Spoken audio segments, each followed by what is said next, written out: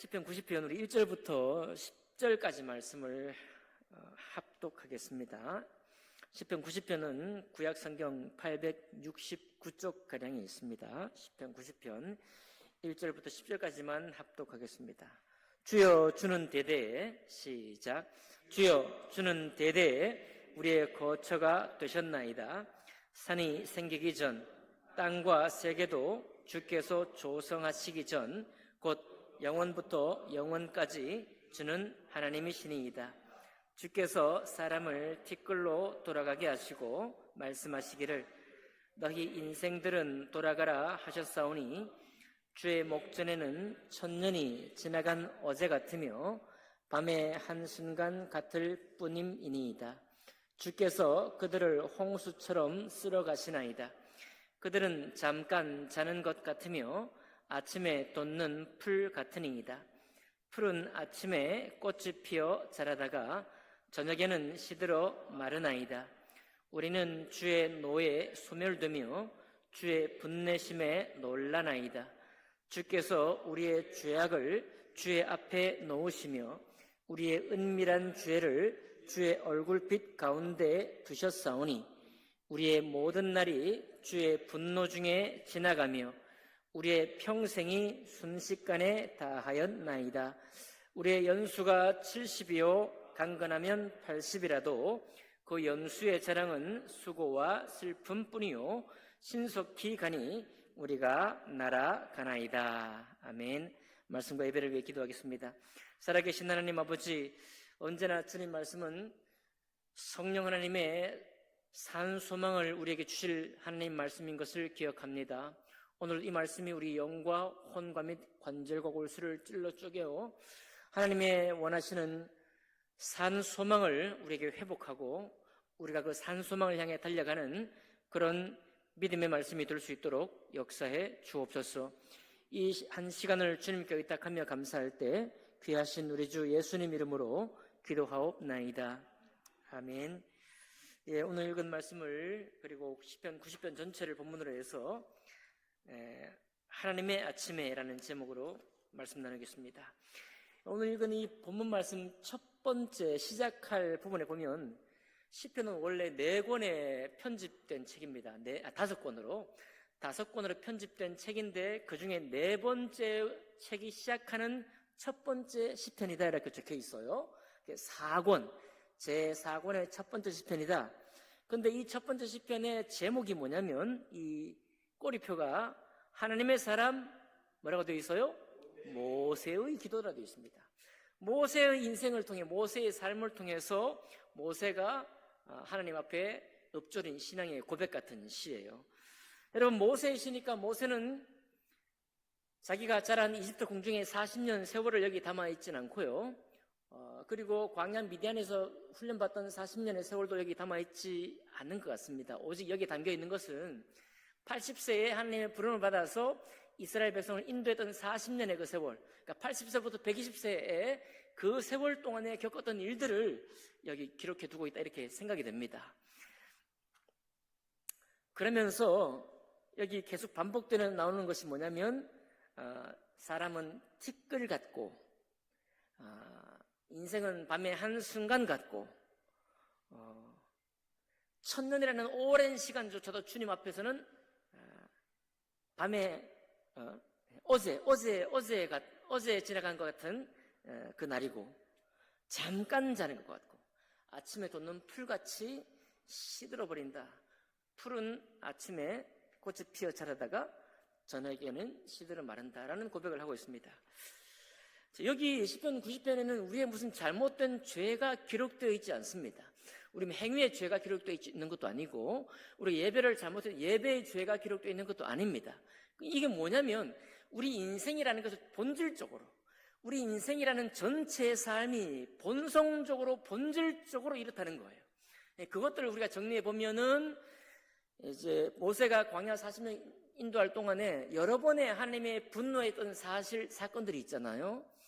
물이 없다고 하고 하나님을 원망했던 시간들, 또 먹을 것을 달라고 해서 주님께 불평을 하고 감히 주님께 불평하지 못하고 지도자였던 모세를 향해서 아론을 향해서 불평을 하다가 잘못되었던 시간들, 그리고 모세와 아론의 지도력을 문제 삼아서 너만 하나님의 영이 있느냐, 우리 미디암, 그 누이였던 미디암도, 그리고 다른 250명이나 되었던 지도자들도 우리도 하나님의 영이 있다라고 해서 지도력을 충돌했을 때 하나님께서 250명을 땅속에 싱크홀을 만들어서 땅속에 가두어서 죽게 되는 그런 일들, 그 많은 일들이 또 뭐 나오자마자 3일도 채 안 되지 않아서 얼마 되지 않아 갖고 이집트에서 먹던 것이 훨씬 나았다.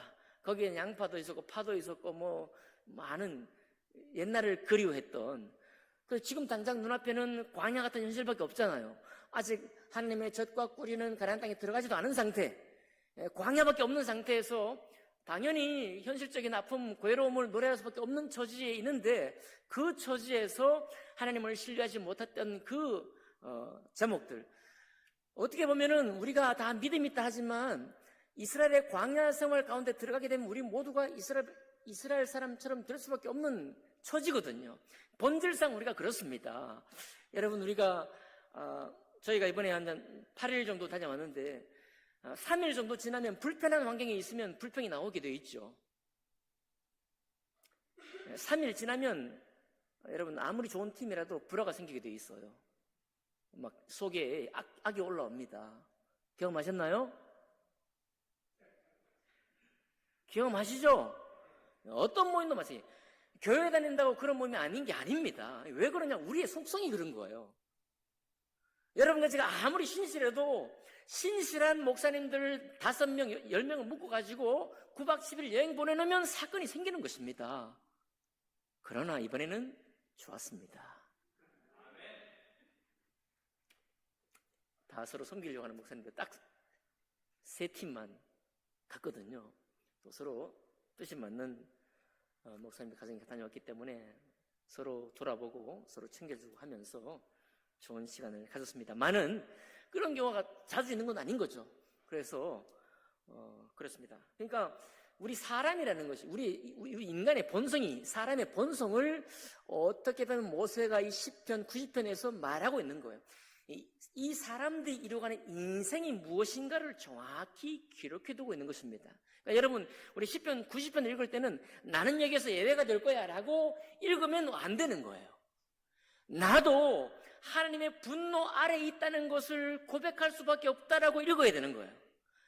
나 역시 아무리 신실하게 훈련받아도 하나님께서 큰 어려움과 시험 가운데 던져두게 되면은 이스라엘 백성처럼 믿음 없는 고백과 그 불평이 나올 수밖에 없다는 것을 우리 스스로가 시인하고 들어가야 되는 거예요. 인정하고 들어가야 되는 것입니다.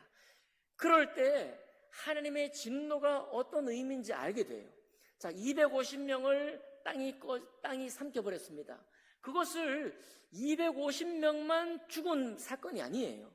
그 사건은 신실하게 섰다라고 하는 모세와 아론도 깜짝 놀라는 것입니다. 거기 있는 이스라엘 100만 명 정도 되는 그 무리들도 깜짝 놀랄 사건이고, 250명 죽은 사람들은 당연히 그 가족들도 깜짝 놀랄 사건이고요. 신실하다고 하나님 편에 섰다고 하는 모세조차 깜짝 놀라는 사건이에요. 그러니까 하나님의 분노는 모든 사람에게 영향을 미치도록 일어나는 거예요. 하나님의 진노, 여기 반복됩니다. 하나님의 분노, 하나님의 노여움, 주님의 진노 반복돼요. 그러니까 우리가 일생 동안 하나님께서 우리를 책망하시는 일을 우리는 여러 번 반복적으로 겪게 된다는 사실입니다. 이것을 기억하셔야 돼요. 그리고 어떻게 보면 공중 가운데에서 하나님이 여러분과 저를 교회로 부르셨는데, 이 교회로 부르셨을 때 하필이면 그때 그 사건의 중심에 내가 서서 내가 믿음 없는 모습을 보였을 때 교회가 공개적으로 책망할 수도 있습니다. 우리가 그렇게 잘 하지 않고 있긴 하지만, 그 공개적인 책망은 목사로서 나는 믿음이 있는데 당신은 왜 그래 믿음이 없냐, 이런 책망이 되어서는 안 되고, 책망하는 순간 책망받는 당사자나 그 책망을 바라보고 있는 모든 교회 성도나 책망을 하는 교회 목사나 모두가 다 깜짝 놀라는 사건이 되는 것입니다. 왜 그래요?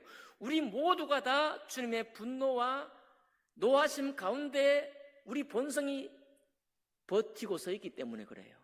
우리 본성이 그렇기 때문에 우리는 쉽게 믿음 없는 선택을 하게 됩니다. 우리는 쉽게 세상적인 말을 하게 되고 쉽게 세상적인 가치를 어느새 나도 모르게 가지게 되는 거예요. 예.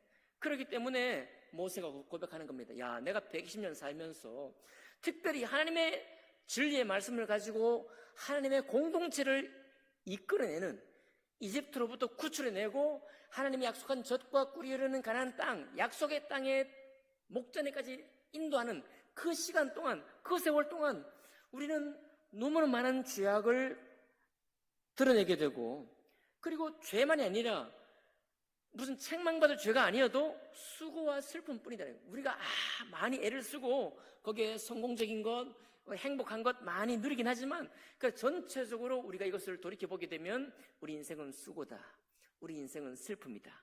그리고 주님의 면전에서 생각해보면 우리 인생은 주님의 진노 앞에 있다, 이런 고백이 되는 것입니다. 그래서 여러분과 제가 이제 좋은 시절이든 원치 않는 나쁜 시절이든 간에 아침에 문득, 여러분 아침은 믿음으로 시작하지 않는 아침입니다. 제가 종종 말씀드리지만 아침에 눈을 뜰 때 믿음이 있는 사람 아무도 없습니다. 아침에 눈을 뜰 때는 우리 육체밖에 없는 거예요. 우리 육체밖에 없을 때 갑자기 문득 그런 생각이 올 때가 있습니다. 우리 인생은 무상하다. 내가 인생을 이렇게 열심히 살고 있지만 내 인생의 소중한 가치가 뭐냐? 이거 믿음 없는 고백이 아니라 인생이 인생에게 말하는 당연한 고백이라는 것입니다. 이것도 반복되는 거예요, 여러분.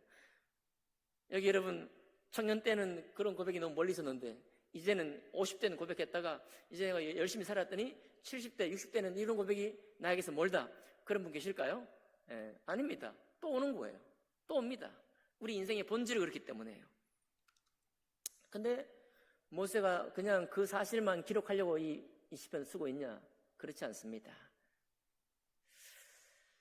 14절 같이 읽겠습니다. 14절 같이 읽겠습니다. 시작. 아침에 주의 인자하심이 우리를 만족하게 하사 우리를 일생 동안 즐겁고 기쁘게 하소서.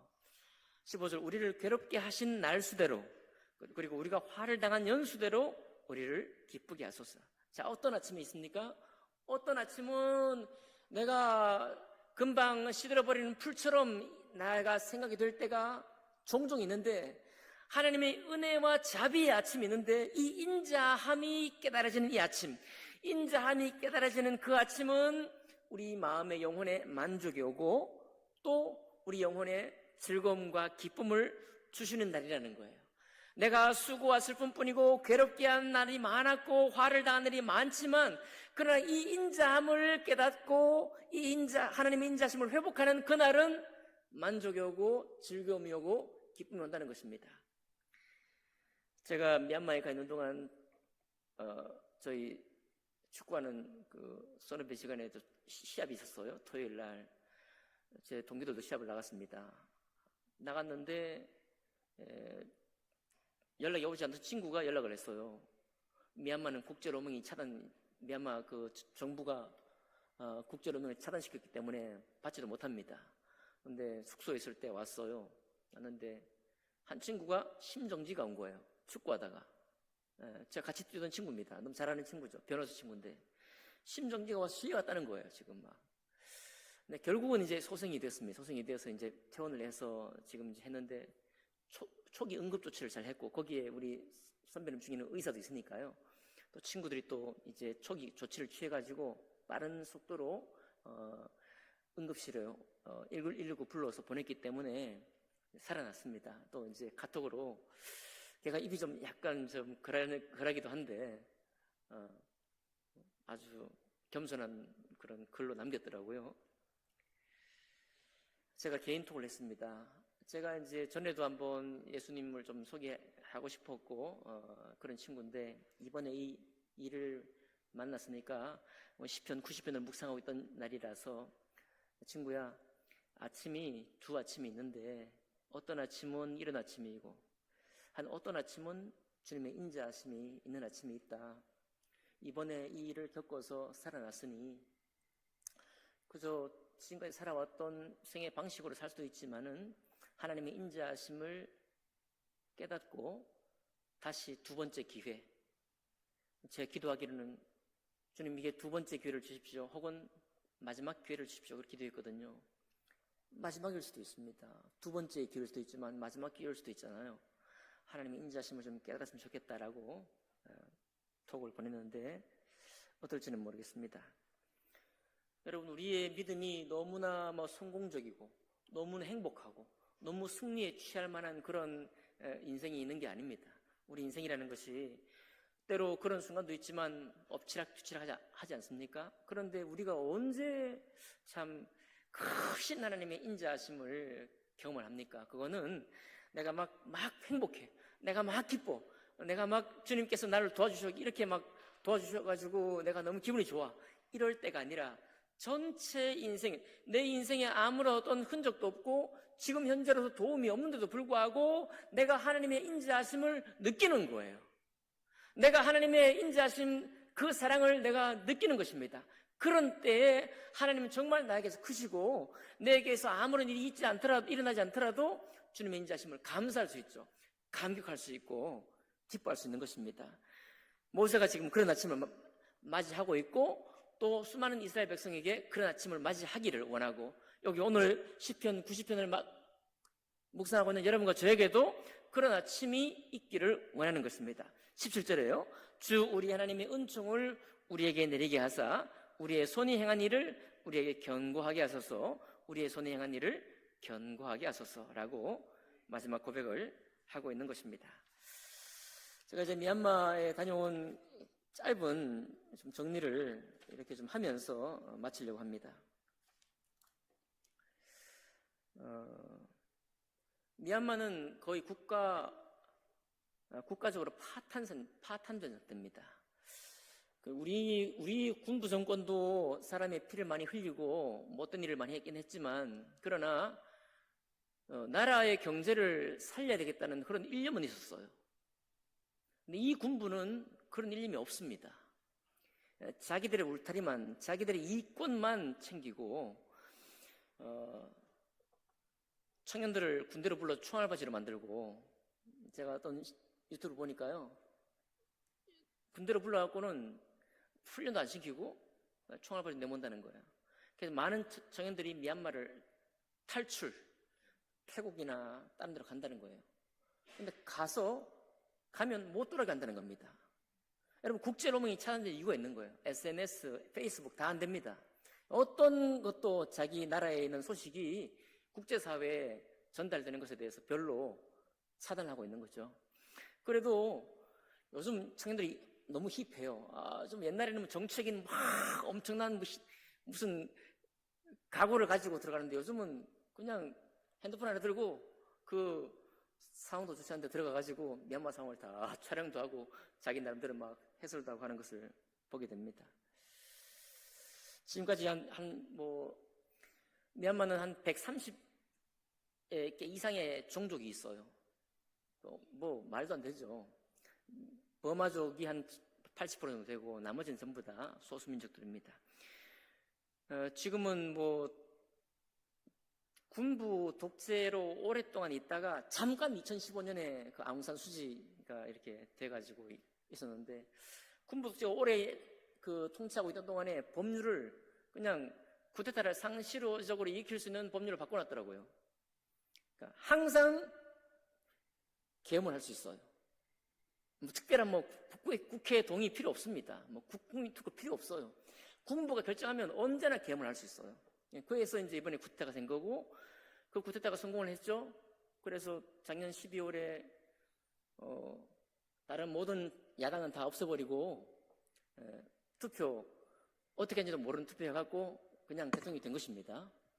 그러니까 어떻게 될지 모르는데, 그러니까 너무 피폐한 삶인 거예요. 곳곳에 가면 아이들을 내몰아가지고 양곤, 실질적인 수도가 양곤이거든요. 네피도가 수도지만은 거긴 행정 수도니까. 실질적인 수도인 양곤에 그 대도시 안에서 교차로마다 아이들이 아기를 안고 구걸을 하는 것입니다. 그런데 선교사님 얘기 들어보니까 실제로 구걸하는 사람도 있고, 여러분 벌써 짐작이 가시죠? 뒤에 이제 아이들을 빌려 간다는 거예요. 그거 하려고. 아이들을 빌려가지고 이제 돈을 쓰는 사람도 많고, 하루에 76센트 정도를 가지고 산다고 하고, 한 달에 일을 하면 $100 정도. 그러니까 한 15만 원 정도가 이제 이 사람들의 생활 하는 거죠. 달러라고 혹시 기억이 나십니까? 우리 사회 가시다가 자전거 타고 들어가가지고 배 타고 들어가서 자전거 타고 왔다 갔다 했던 지역이 있거든요. 자전거를 끄는 사람이 힘이 없어갖고 뭘 씹고 있는 거예요. 씹고 있는 게 뭐냐니까 이제 씹는 담배예요. 꽁냐라고 하는 씹는 담배. 그럼 인도에도 많고 미얀마도 많습니다. 알아보니까 인도에서는 베텔이라고 하고 미얀마에서는 꽁냐라고 하는데, 이게 뭐냐니까 밥을 못 먹어도 약간의 마약 성분이 있는 거예요. 그냥 담배가 아니고 약간 대마초 같은 그런 거죠. 씹으면서 허기를 잊는 거죠. 이빨은 다 상하고. 근데 양곤 시내에도 붉은 것들이 뱉어져 있는 거예요. 이게 뭐냐면 그 담배를 씹고 그냥 버리는 거예요. 시내에 그냥. 그런 식으로 삶을 버티고 있고 견디고 있는 것입니다. 또 정부에서 교육을 안 시켜요. 음악 교육, 미술 교육 안 시키는 거 우리가 알았는데, 지금 정권을 잡은 이 군부 정권은 아예 우민화 정책을 시켜서 교육을 안 시킵니다. 그러니까 신학교에 오는 사람들이 하나님의 사역을 하겠다고 오는 사람도 있지만은 배우려고 오는 사람도 있는 거예요. 영어도 가르치고 합니다. 그 어떻게 되겠어요? 나라가 공부를 안 시키고 자기들 군부 정권만, 가족들, 기업들만 이렇게 하니까 어떻게 되겠습니까? 거기에 있는 한국 교민이 2,000 몇 명밖에 안 된대요. 왜 그러냐? 기업을 할 수 없습니다. 기업을 할 수 없는 것이 전기가 계속 떨어져요. 전기를 떨어지는데 발전소를 세울 생각을 안 합니다. 사회 간접 자본을 투자하려고 하는 생각을 안 하는 거죠. 그런 환경 속에서 지금 미얀마라는 국가가 처해 있습니다. 어떻게 보면 반군들이 계속 정부군하고 싸워갖고 정부군을 이겨 먹어야만 나라가 뒤집힐 수 있는 그런 상황일 수도 있고, 때로는 해외 똑똑한 사람이니까 그날 남아있지 않는 거예요. 해외로 가서 배우려고 나갔던 사람이 생각을 가지고 돌아와서 나라를 한번 뒤집어야 나라가 정상국가가 될 수 있는 그런 상황 속에 미얀마라는 나라가 있습니다. 카렌족 반군에 자원 입대한 20세, 23세 여자들도 있고 남자들도 있고 이렇게 고백을 했더라고요. 저는 이제 전투에 참여하고 벌써 오른다리가 하나 없어요. 맞아가지고. 그런데 이렇게 인터뷰하는 거예요. 저는 반군에 입대하면서 이미 죽은 목숨이라 생각했습니다. 총탄이 제 몸을 관통하더라도 최선을 다해서 죽는 날까지 싸울 겁니다. 라고 그렇게 고백을 하더라고요. 얼마나 폭정이 심한지.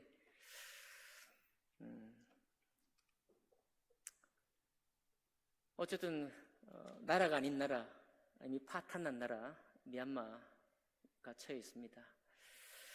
그러니까 우리 선교사님들은 유치원도 해야 됩니다. 영어도 교육시켜야 돼요. 음악 교육도 해야 됩니다. 국가에서 교육을 시키지 않으니까 교사들이 사설 학원을 만든대요. 학원으로 그냥 이 교육을 시킨다는 거죠. 그러니까 선교사님들이 선교도 해야 되지만 이제 기본적인 교육도 시켜야 되는 거죠. 몽골의 선교사들이 작은 도서관을 세워서 몽골 기본적인 사람들의 지적인 수준을 좀 이렇게 갱신하기 위한 사업을 하는 것처럼 미얀마도 그런 사역을 해야 되는 것입니다. 아마도 어떤 교회는 반군들이 있는 곳에 가서 축복 기도할 수도 있을 것입니다. 우리가 6.25 때 전선에 있을 때 메가더 장군도 아침마다 기도했다고 그러잖아요. 수많은 믿는 사람이 기도했던 것처럼 전선에서 저들을 격려하는 교회, 목사, 사역자들도 필요하리라 생각을 합니다. 그러나 우리 성포성수침례교는 그런 생각을 하는 것이 아니죠. 자랑은 아니지만은 어쨌든 우리는 조용하게 교회를 세워서 교회를 통해서 굳이 말하자면 일제 때 안창호 선생 교육을 해야 미래가 있다 이런 주의예요. 우리 보통 성포침례교의 흐름은. 뭐 무장투쟁한다 이런 건 좀 우리가 잘 못하죠. 그게 뭐 꼭 맞다 틀리다가 아니라 국가가 처해 있는 상황에 따라서 어떤 대처와 어떤 싸움이 필요한지는 각자 다른 싸움이 필요한 것이죠. 어쨌든 그런 곳에 다녀왔습니다.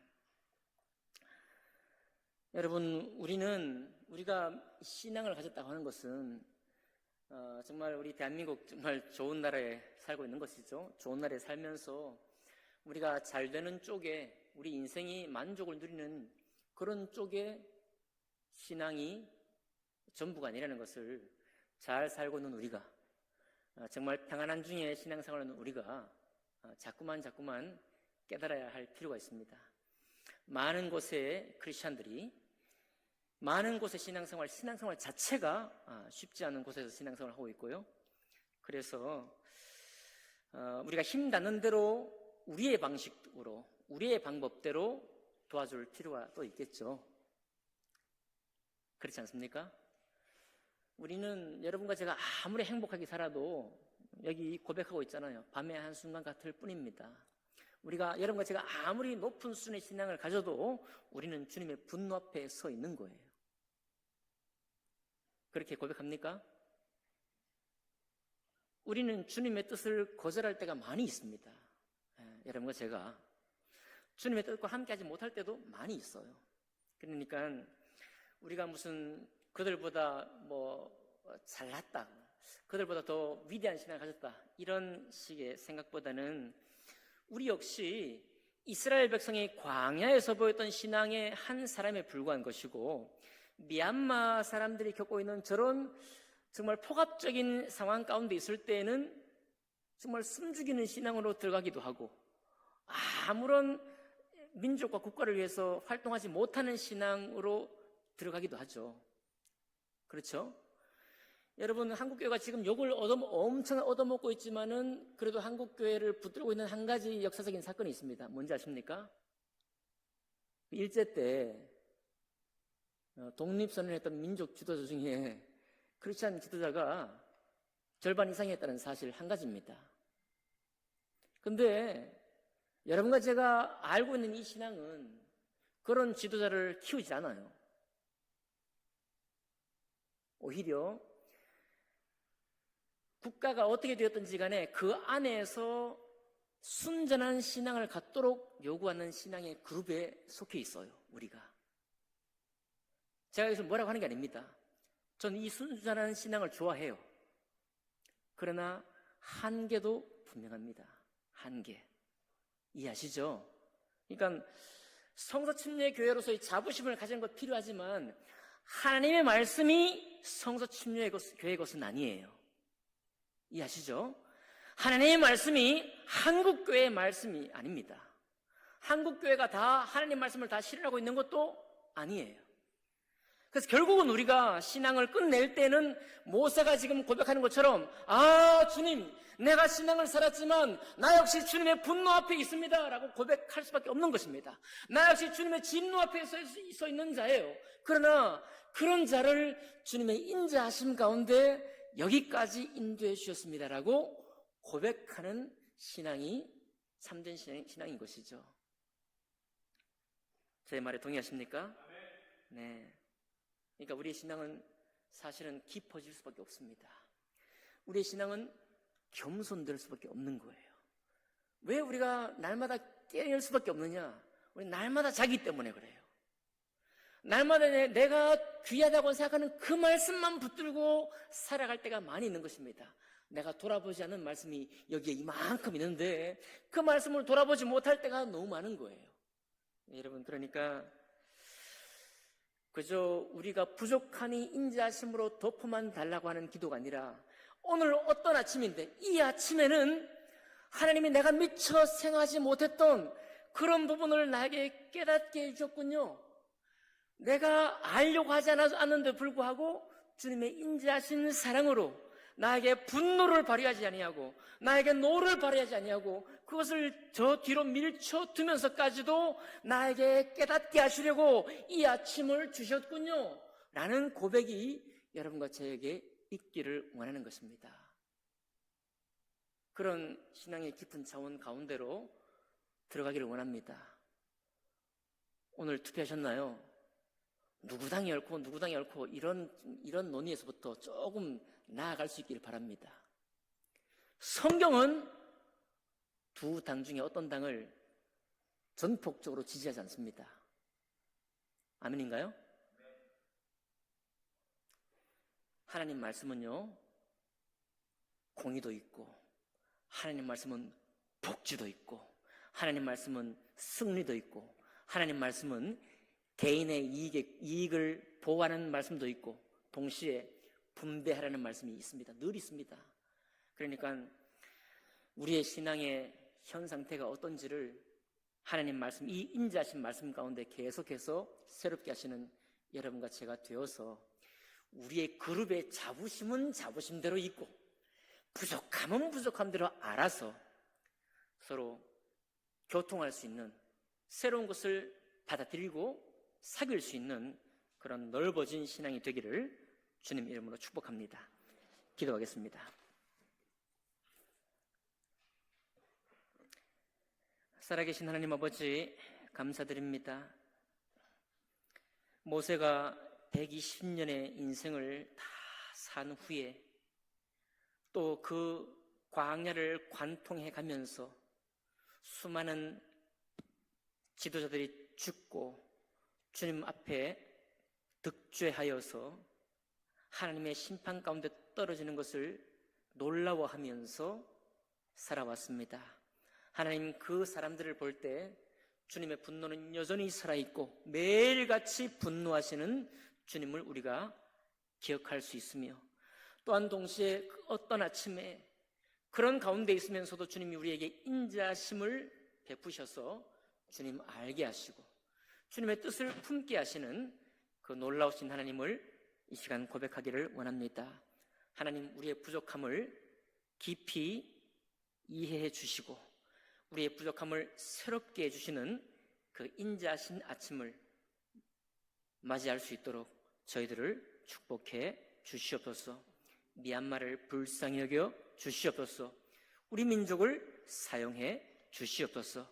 감사드리며 귀하신 우리 주 예수님 이름으로 기도하옵나이다. 아멘.